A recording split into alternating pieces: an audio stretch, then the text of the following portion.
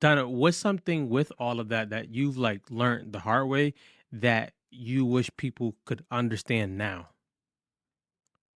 It's never too young to start. I Wow. tell it's never too young. I wish I'd have started even earlier as far as my ownership journey. So when I'm meeting with my young clients, I just placed a client 27 years old last Friday in her first townhome. I have Mm, clients young in their 20s that I wish I had started earlier to buy the first condo because I tell them it's your first house, not your last house. We're mm, building wealth here, we're building legacy. mm. So build something that yes, you can live in and be comfortable in, but it doesn't have to be the dream.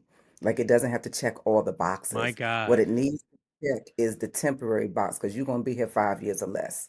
2 years or less if we can make this thing work right. Ooh. Because depending on the loan that you're in, then you just have to stay in a FHA loan for like a year and then we can move on. So I want you to be able to look at this from the rental perspective. So when my clients are buying condos or townhomes, Mhm. I'm making sure there's no rental restrictions because I know this getting ready to be rental because this is the first legacy Whoa, house that wait, we wait, built. wait, wait, wait. Back up, back up. Tell the people more about that because I don't think people are coming into that type of agreement thinking that there's a possibility I can rent because they might be thinking already they're not going to let me rent it out, so I'm going to just stay here forever. Tell me about that. So that's why I come in initially looking at it from that perspective, Mm, right? Because we've already had a buyer consult, an investor consult. I do that with all clients. We just not getting in a vehicle and riding without any intentionality. mhm. So I need to understand purpose and your purpose. And if your purpose isn't there, I'm working with a young kid right now, 22 years old. His mom is like a sister mentee of mine. And he's getting ready to come out and be a reservist and coming out of the military. And so his base is different when you're a reservist. And so his baseline to start, he still gets access to a VA loan, but the VA loan is different depending on your years of service and, did you serve downrange or whatever the case. That's a whole nother Okay, story, right? okay. But he's 22 years old. So he calls me and he says, Miss Donna, I want to buy when I come out. I said, cool. So he started telling me what he wanted to buy and what he felt like was affordability. And I said, well, let's twist this conversation a little bit. Can I plant some seeds for you? Can we talk about maybe spending a little bit more money and maybe you buy a duplex or a tri or a quad and you live in one side and we get some tenants on the other side. Maybe we buy a ranch on a basement so that we can have hopefully a finished basement and we can put a tenant downstairs in the lower level. Or we buy something that the bedrooms are split and it's large enough that you can have a roommate, 2 or 3, whatever that looks like. He's Oh. 22 years old, right? But again, Whoa. this is his house, and what we're not gonna do is operate in fear. Mhm. We're not gonna operate in fear because you're positioned to be able to purchase. Where And did that come so from? That where did this mindset come from that I'm gonna plant these seeds in these people so that they could actually go and prosper than just making a quick sale? so I learned my gifts early when I first moved to Atlanta. I'm a Jersey girl, Mhm. but when I first moved to Atlanta, my first home church, we did our gift assessments. And my gift areas are facilitation and administration. I get Ah, so much joy out of facilitating other people's gift. I get way more excited seeing you on the stage and I'm sitting in the corner like this. Donna, Come those are my 2 gifts on. Are from they? that assessment. Come on, Drew. Come on. Those are my 2 My gifts, yeah. My gifts are facilitation and administration. And so for people that are very visionary, they don't necessarily know how to Mhm, make the map mhm. or design. They're just big picture way over here. And so for me, I get to come in and say, okay, well, here's the steps that we need to take to get there. And so knowing that, which a lot of people don't. So if your listeners out there, your viewers out there don't know, please go take a gift questionnaire somewhere. Yeah, yeah. Like sure Drew can drop one somewhere, Mhm, but take a gift, even if and of course we did ours through the church, which was a spiritual gift assessment, mhm, but it's still you. It's your personality. I've taken numerous personality, tests from corporate America to even when I'm in real estate to assess my personality and my learning style and my gifting mhm. style and my working style and all of that stuff, right? So we all know that, but do people apply it? No, no, and it actually Think helps you I say if you know the areas you're gifted in, you know how to not manipulate. You know how to help You know how to people who are around. navigate. Yeah, you got to navigate with people who are around you and how you can actually be a blessing to them and more. Yes, But yes. I like that. So when Go ahead. I was gonna say, when I can come back, like the young lady I told you I just placed on Friday, Hmm. she's 3rd gen for me in that family because I have placed her aunt, who was one of my original clients from 20 years ago, in her first house, her second house. We built the third house that her and her husband and her family now Ooh. live in. I have placed the grandparents in the house. I have placed other aunts and uncles. I have placed the in-laws. Like that entire family has been a blessing. Like her parents, when her dad retired from the Marines and moved here, the sister said, my brother is finally moving and they're relocating to Atlanta. So I planted them in their house 4 years ago. Wow. And now that she's relocated to Atlanta, the dad calls me and says, she's ready. And I was like, well, let's go. So that's 3rd Oh, generation in a family. wow. Come on. So And I only 20 years. it sounds like, the Bible talks a lot about, you know, ownership, um, him giving us land and things like that. It sounds a lot more like you're not helping people just get land, but you're helping generations actually thrive. Like I'm from a generation where I've seen none of that. Where Mhm, it's the complete opposite, where my mom did all she could or what she knew, but mhm, we didn't see like the houses and things like that. Like yeah. we didn't think ownership was possible because of poverty. So how would you talk to somebody who's like, "Hey Donna, I've never seen that, but I'm open to learning." How could you bridge a gap with that? I think again, the fact that I operate in my gift areas, I operate in my ministry. I tell people I'm not scared to tell you that I'm operating in my ministry. Mhm. And so once we're clear on that, then I think people receive the message differently Mhm. because I'm speaking to you. Hopefully, I'm planting seeds and you're acknowledging the wisdom and the fact, like, I don't believe in coincidence, happenstance, or circumstance. Just Mm. think about how we met, Yeah. right? Yeah, yeah. You know, just think about how we met and how you all met the person that introduced us. Mhm. Yeah, no, yeah. There's, you see what I'm saying? So there's no coincidence. So once we all realize that our paths were supposed to cross and intersect, then the onus is on us to figure out why. So I always tell people the onus is on why. So I know, like when you posted and said, I'm looking for people, I was like, well, how sister get on? I mean, come on. Like, what?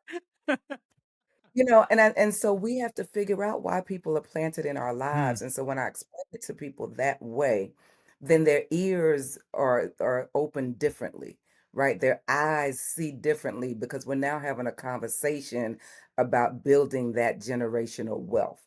And what does that look like? Well, it starts here with this first seed. mm, We got to plant this first seed. And how do we plant that? And what does that look like for you and your family? Um, and nobody's ever had that conversation with them. And so I am continually meeting people through many walks of life that have never owned and never seen ownership in their family. But that doesn't mean you can't break that cycle. and it's a Stronghold. cycle. That's a cycle. So Mhm. you can break the cycle. Somebody gonna raise their hand, step up and break the cycle. And that's you. Tag, you're in. So you're like what I'm hearing or what I'm sensing and seeing, you're like also a midwife for people breaking cycles in this area. So I do a lot of advocacy and volunteer work in the community. Years and years ago, I was teaching a class, or I'm sorry, I was in as a guest through JA, Junior Achievement, and we were talking about businesses, and I was explaining to them what I did. This is way back in my corporate career, so this is over 20 years ago. I was in my corporate career, and I always used to bring a puzzle in because at that time I was a project manager and managed teams of project managers. And so I would bring a puzzle in, and they were like, "So what do you do?" And I was like, "So see this puzzle, you see this piece and this piece." I'd bring a small puzzle, this piece, and they put the puzzle together, and they said, "So," I said, "So I see how you took this piece and it connected here, and you took this piece and it connected here, and now we have a whole puzzle." That's what I do. Mm. I connect. pieces. I connect. So when some people say connect the dots, I connect the Hmm. puzzle piece. And every piece on a puzzle is a little uniquely different. But once you connect them, once they click and you have them Woo, in their proper woo. place, you get this beautiful picture. And so one of the little boys in the class, he said, "What do you do?" I said, "I help facilitate people's dreams." And I'm sure I didn't say facilitate But at it that sounds time. amazing. It But sounds amazing. so at that time, the little boy said, "So you like a lady dream weaver?" Whoa,